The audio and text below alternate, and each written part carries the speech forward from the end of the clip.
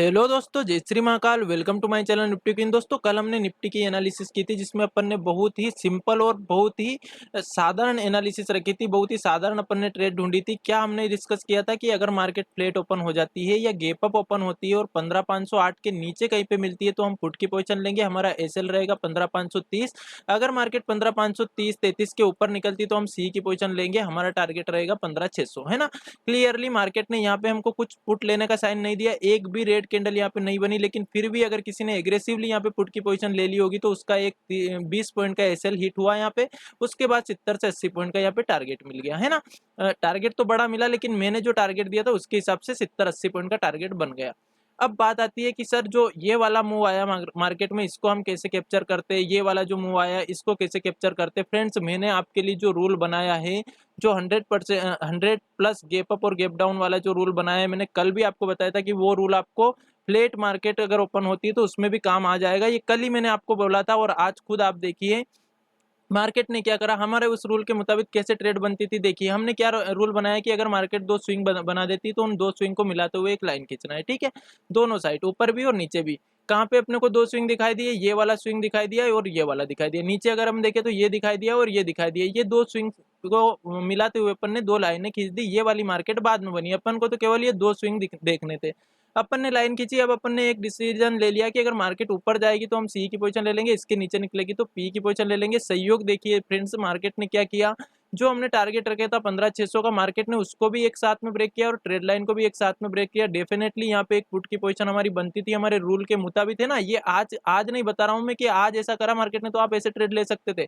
Chart बनने के बाद तो हर कोई आपको कहीं पे भी ट्रेड लाइन बना के खींच के बता देगा कि यहाँ पे आप ट्रेड ले लेते, बट ये रूल मैंने बहुत पहले आपके लिए बनाया है। आप प्लीज उस वीडियो को देखिए, आपको बहुत कुछ उससे सीखने को मिलेगा और जिन्होंने देखा है उन्होंने डेफिनेटली आज भी कोई सी ट्रेड जरूर ली होगी इसी जगह पे। तो देखिए यहाँ पे पुट की पोजीशन बनती है और उसका टारगेट हमारे रूल के मुताबिक 80 पॉइंट का टारगेट बनता है। अगर हमने 80 पॉइंट का टारगेट बुक कर लिया तो बहुत अच्छी बात है, हम एक डिसिप्लिन ट्रेडर है, एक हम अनुशासित ट्रेडर है। और अगर हमने यहाँ पे प्रॉफिट बुक नहीं किया, हमने सोच लिया कि चलो एक्सपायरी का दिन है, मार्केट जा रही है तो और रुकते हैं, तो बहुत अच्छा टारगेट यहाँ तक का भी मिल गया। बट मैं ये नहीं बोलूंगा कि ये वाला मेरे रूल के अंतर्गत आता है और मैं ये वाला भी नहीं बोलूंगा कि मैंने कल इसका डिसीजन डिस्कस किया था। मैंने तो केवल सिंपल एनालिसिस रखी थी कि अगर इसके ऊपर निकलेगी तो कॉल की पोजीशन लेंगे, यहाँ तक का टारगेट रखेंगे।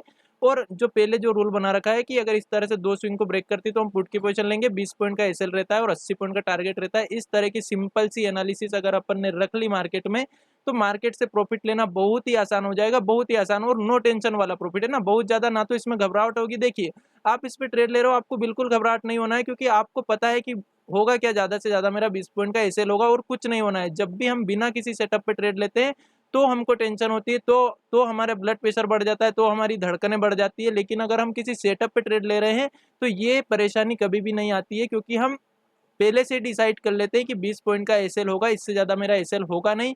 और अगर अपन ने ये पहले से डिसाइड कर लिया कि 20 पॉइंट का एसएल होगा तो अपने को ये भी पता रहता है कि अगर 20 पॉइंट का एसएल हुआ तो अपना लॉस कितना होने वाला है ना। तो फ्रेंड्स, इस तरह से मार्केट में शांति से ट्रेड को ढूंढ के ट्रेड करें, है ना। अब देखिए दूसरी चीज, अब किसी का क्वेश्चन ये आ सकता है कि ये वाला जो मूव आया मार्केट में ये किस तरह से हम कर सकते हैं कैप्चर। देखिए सिंपल सा, कुछ नहीं करना, ये वाली लाइन इधर खींच दो आप, ये वाली लाइन खींच दो, ठीक है। आपको बिल्कुल कुछ नहीं करना है, मार्केट में थोड़ा सा शांति बनाए रखना है, आपको सब कुछ समझ में आ जाएगा। ये वाली लाइन आपने खींची, ये तीन स्विंग यहाँ पे बनते हुए दिखाई दिए आपको, दो स्विंग, ये वाला बना, ये वाला बना, आपने ये दो स्विंग बना के मार्केट में लाइन खींच दी। मार्केट ने जब इसको ब्रेक किया, आपने यहाँ पे सी की पोजीशन ले ली, आपको 80 से भी ज्यादा का पॉइंट यहाँ पे मिला, लेकिन आपने 80 पॉइंट का टारगेट रख लिया 20 पॉइंट का ऐसे लगा के, तो आपने ये वाला भी मूव भी कैप्चर कर लिया। मैं ये नहीं बोल रहा हूँ कि आप सारे मूव कैप्चर करें, बट मैं ये बोल रहा हूँ कि अगर आपने मान लिया जाए यहाँ पे ट्रेड नहीं ली, मान लिया जाए आप यहाँ पे भी ट्रेड नहीं ले पाए, तो आप कहीं पे भी मार्केट में शांति से ढूंढ करके ट्रेड ले सकते हो और बहुत अच्छा प्रॉफिट ले सकते हो, बजाय बिना किसी सेटअप पे ट्रेड लेने के, है ना। तो सेटअप बहुत सारे बनते हैं मार्केट में, बहुत सारे रीजन रहते हैं मार्केट में ट्रेड लेने के, हम सारे रीजन पे ट्रेड नहीं ले सकते, बट हम हमारे किसी स्पेशल रीजन पे ट्रेड ले सकते हैं कि हाँ मैं इस कारण से ट्रेड ले रहा हूँ क्योंकि मार्केट इस लाइन को ब्रेक कर रही है, मैं इस कारण से ट्रेड ले रहा हूँ क्योंकि मार्केट इस ट्रेड लाइन को ब्रेक कर रही है, मैं इस कारण से ट्रेड ले रहा हूँ क्योंकि मार्केट यहाँ से रिवर्सल ले रही है। जो भी आपको रीजन लगे कि हाँ मैं इस कारण से ट्रेड ले रहा हूँ, देखिए ट्रेड में हमेशा कारण रहना चाहिए कि मैं इस कारण से ट्रेड ले रहा हूँ। सबसे इंपॉर्टेंट वर्ड रहता है कि आप ट्रेड क्यों ले रहे हो, आपका रीजन क्या है ट्रेड लेने का। सबसे पहले ये पूछिए अपने आप से कि मैं यहाँ पे ट्रेड ले रहा हूँ तो क्यों ले रहा हूँ।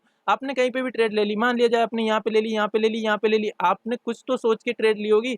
बस उस सोच को कायम रखिए कि मैंने इस कारण से ट्रेड लिया, अगर इसके ऊपर निकल गई तो मैं निकल जाऊंगा, सीधी सी बात है। और कुछ नहीं रखना मार्केट में, बिल्कुल सिंपल सी ट्रेड को रखना। मैं क्या बोलता हूँ, कभी मार्केट को कॉम्प्लिकेट मत कीजिए, बिल्कुल सिंपल ट्रेड रखिए। जितनी ज्यादा सिंपल रखोगे उतने ही ज्यादा प्रॉफिट होने के चांस रहेंगे और उतने ही कम लॉस होने के चांस रहेंगे। तो फ्रेंड्स इस तरह से हम ट्रेड कर सकते थे।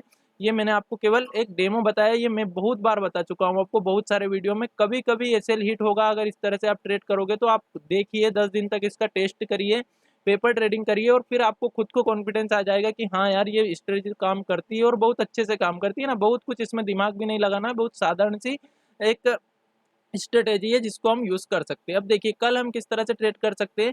डेफिनेटली मार्केट में अगर अपन देखें तो एक बाइंग आई, फिर से सेलिंग आई मार्केट में, और फिर से बाइंग आकर के उसने ऊपर ही क्लोजिंग दी है, मतलब कि थोड़ा सा अपन आज इसमें बुलिश रहेंगे, है ना। कल मैंने आपको बोला था कि मैं बेरिश रहूंगा थोड़ा, लेकिन बेरिश कहाँ तक रहूंगा, एक पॉइंट तक, ठीक है। इसी तरह आज मैं बुलिश रहूंगा, कहाँ तक रहूंगा, एक पॉइंट तक। कैसे, देखिए सिंपल सी एनालिसिस रहेगी। ये वाली लाइन थोड़ी सी अपन नीचे खींच लेते हैं, यहाँ पे खींच लेते हैं, अपन रख लेते हैं राउंड लेवल ये 15,490 का। अगर मार्केट फ्लैट ओपन होती है, गैप डाउन ओपन होती है, 15,493 के पास कहीं पे मिलती है, तो सी की पोजीशन की सोचेंगे अपन, है ना। सी की पोजीशन सोचेंगे और 20 पॉइंट का यहाँ पे एसएल लगाएंगे। अगर एसएल हिट नहीं होता है तो हमारा टारगेट रहेगा 15,600 तक का, ठीक है। ये तो हो गई एक ट्रेड। दूसरी ट्रेड, अगर मार्केट फ्लैट ओपन होती है, गैप डाउन ओपन होती है, 15,493 के नीचे निकलने के बाद हमारा 20 पॉइंट का एसएल हिट करती है, तो हम पी की पोजीशन लेंगे। जो हमारा टारगेट रहेगा, पहला टारगेट रहेगा हमारा ये वाला आज का लो 15,370 तक का पहला टारगेट रहेगा, और दूसरा टारगेट अपना रह सकता है यहाँ तक का, जो कि रहेगा 15,273 तक का। ये दो टारगेट के लिए अपन यहाँ पे ट्रेड ले सकते हैं अगर हम पुट की पोजीशन में बैठ रहे हैं एसएल हिट होने के बाद तो। और बीसी पॉइंट का वापस ऊपर साइड का एसएल रखना है। अगर दोनों बार एसएल हिट हो जाता है तो ट्रेड को क्लोज कर देना है, या फिर कुछ ना कुछ देखना है मार्केट का प्राइस एक्शन, ठीक है। दूसरी बात, मैं ऊपर की साइड कहाँ पे ट्रेड लूंगा, अगर मार्केट फ्लैट ओपन होती है, गैप अप ओपन होती है, और कौन से लेवल को ब्रेक करती है, सिंपल सा एक लेवल है, यही वाला लेवल रखते हैं 15,600 को। 15,600 को अगर मार्केट ब्रेक करती है तो हम सी की पोजीशन लेंगे। हमारा जो टारगेट रहेगा वो 15,700 तक का रह सकता है। 15,700 पे अपन प्रॉफिट बुक करेंगे, हाफ क्वांटिटी बुक करेंगे। अगर मार्केट में मोमेंटम है और जल्दी हमको टारगेट मिल गया तो हम हाफ क्वांटिटी बुक करेंगे, और बहुत लेट मार्केट धीरे धीरे धीरे यहाँ पे पहुंची है तो हम बुक कर लेंगे फुल क्वांटिटी। और अगर मान लिया जाए मार्केट ने जल्दी हमको टारगेट दे दिया, हमने हाफ क्वांटिटी बुक कर ली और एसएल को ट्रेल किया, मार्केट 15,700 के ऊपर निकल गई, तो 15,800 तक के या 15,770-80 तक के अपन टारगेट ऊपर की साइड के रखेंगे, 15,780 तक के, ठीक है। ये दो टारगेट के लिए अपन ऊपर की साइड की ट्रेड ले सकते हैं, दो टारगेट के लिए नीचे की साइड ट्रेड ले सकते हैं। थोड़ा सा अपन एक बार यहाँ पे ट्राई करेंगे सी की पोजीशन, क्योंकि मार्केट जैसे जिन्होंने सी की पोजीशन आज कैरी करी हो, अगर उनको निकालने के लिए आएगी तो वो यहाँ तक आ सकती है 15,490 तक, है ना। तो यहाँ तक अपन सी के बारे में सोचेंगे, लेकिन अगर इसको ब्रेक कर दिया तो फिर मार्केट में वापस से वीकनेस आ जाएगी जो हमको यहाँ तक लेके जाएगी। अब बात करते हैं अपन बैंक निफ्टी। बैंक निफ्टी में भी अपन ने क्लियरली कल क्या डिस्कस किया था, सिंपल सा एनालिसिस अपन ने रखी थी कि अगर मार्केट 33,068 के नीचे कहीं पे मिलती है तो पुट की पोजीशन लेंगे। अब देखिए एक भी साइन मार्केट ने यहाँ पे पुट का लेने का हमको दिया नहीं, मार्केट ने तुरंत इसको ब्रेक कर दिया। तो फिर दूसरा डिस्कशन अपन ने क्या करा था कि अगर मार्केट 33,111 के ऊपर निकल जाएगी हम सी की पोजीशन लेंगे। हमारा टारगेट रहेगा 33,300 तक का, जो कि मार्केट ने 3 से 4 कैंडल में ही हमको दे दिया है ना, मतलब कि 20-25 मिनट में। उसके बाद मार्केट में ये वाला मूव हम कैसे कैप्चर कर सकते हैं, तो देखिए इसके लिए हमको थोड़ा सा बैंक निफ्टी के लिए मैंने वो रूल नहीं बनाया है। बैंक निफ्टी में हमको लाइव एनालिसिस करना आना चाहिए। जैसे कि ये बॉक्स बना रखा है तो इसको बॉक्स को ब्रेक होने पे ले सकते हैं। जो भी आप कुछ ना कुछ अपने हिसाब से बनाइए, या फिर मैं कोशिश करूंगा कि आगे की वीडियो में आपको बैंक निफ्टी के ऊपर भी कुछ ना कुछ रूल बना के दूं, जिसपे आप ट्रेड कर सको आसानी से ना। अब बात करते हैं कल अपन किस तरह से ट्रेड कर सकते हैं। सिंपल सी एनालिसिस इसमें रखेंगे, क्या रखेंगे, अगर मार्केट फ्लैट ओपन होती है, गैप डाउन ओपन होती है और 32,963 के आसपास कहीं पे मिलती है तो हम यहाँ पे भी सी की पोजीशन ट्राई करेंगे।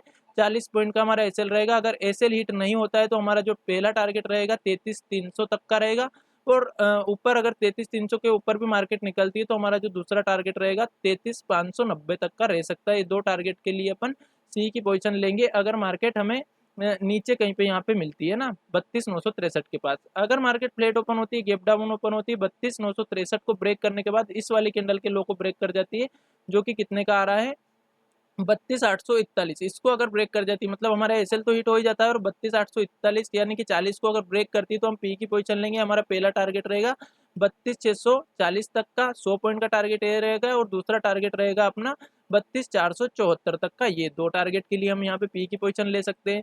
दूसरी चीज़, अगर मार्केट फ्लैट ओपन होती है या गैप अप ओपन होती है और ऊपर की साइड 33,300 को ब्रेक करती है तो हम सी की पोजीशन ले सकते हैं। हमारा जो टारगेट रहेगा 33,590 तक का पहला टारगेट रहेगा और दूसरा टारगेट अपन रख सकते हैं 33,700 तक का। ठीक है, 33,700 तक का, लेकिन अपन हाफ क्वांटिटी यहीं पे बुक करने की कोशिश करेंगे। या मार्केट इसके ऊपर निकल गई और 33,600 से ही रिवर्सल लेके अगर हमारा ये वाला लेवल ब्रेक कर दिया वापस, तो हम यहाँ पे निकल जाएंगे। मतलब कि बात ये कि पहला टारगेट डन होने के बाद फिर हमको ये वाला एसएल नहीं देना है, फिर हमको एसएल क्या रखना है, इसके नीचे अगर फिर से 40 पॉइंट आ जाती है मार्केट तो हम एग्जिट हो जाएंगे, है ना।